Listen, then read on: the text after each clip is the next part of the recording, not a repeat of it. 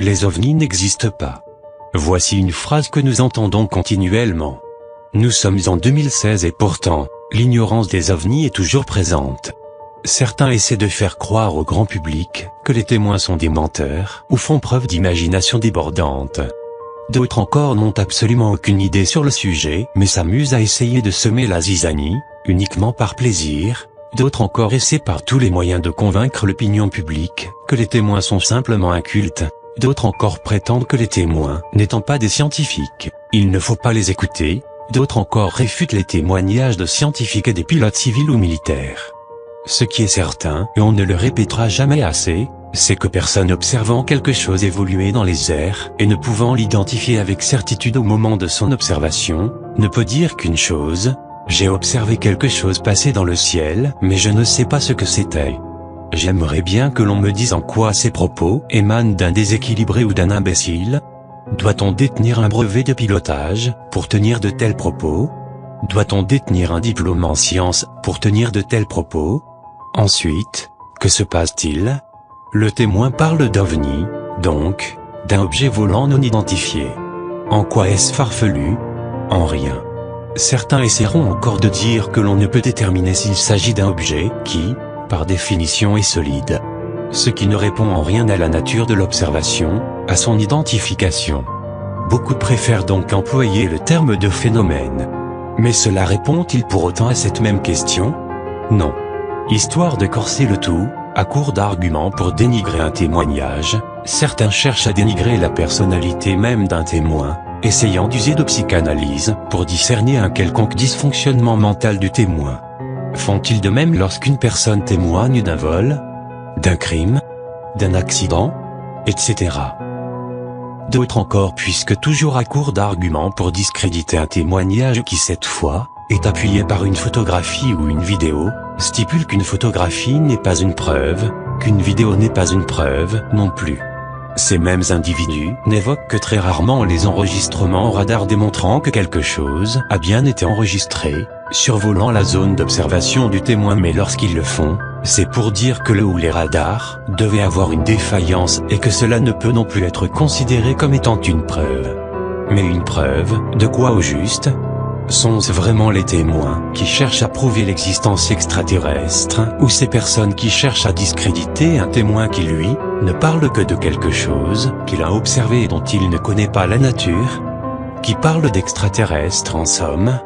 Maintenant, lorsqu'une enquête concernant un témoignage est menée et qu'après vérification, on se rend bien compte que le témoin n'a pas observé un aéronef connu, avion etc., ni un phénomène climatique fût-il rare, ni un satellite ou météorite, ni un ballon métaux, ni un quelconque volatile ou insecte, pour les photos et vidéos, la question reste posée: quelle est la nature de l'objet ou phénomène observé? Ces quelques points sont utiles à rappeler, mais il y en a encore un autre, qu'il ne faudrait pas oublier. L'espace aérien de chaque pays est sous surveillance constante et donc, censé être sous protection constante. Cela signifie qu'aucun aéronef ne doit pouvoir survoler un pays sans être au préalable identifié auprès des autorités compétentes. Certains ricanent bêtement lorsqu'ils entendent le mot OVNI, et pourtant, les armées de tout pays ne trouvent pas cela si amusant, car cela signifie qu'un aéronef a bel et bien traversé un territoire censé être protégé contre toute intrusion. Cela signifie donc également que le système de défense n'est pas au point, et ça, c'est un réel problème. On ne le redira jamais assez, les témoignages d'observation OVNI n'ayant pu, après vérification, être considérés comme étant des méprises, ne peuvent avoir que les origines suivantes.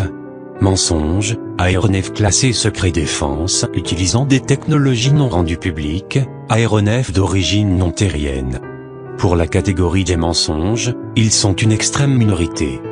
Pour la seconde, il est important de prendre en compte les témoignages de pilotes militaires et de constater donc qu'eux-mêmes n'arrivent pas à identifier certains ovnis. Pour la troisième, peut-être devrions-nous porter un peu plus d'attention aux astronautes et spationautes et leur demander des comptes, puisqu'ils ne vont pas dans l'espace pour leur simple plaisir mais pour l'humanité, et, tout comme eux, nous avons le droit d'être informés de toute découverte, qu'elle soit terrienne, marine ou spatiale.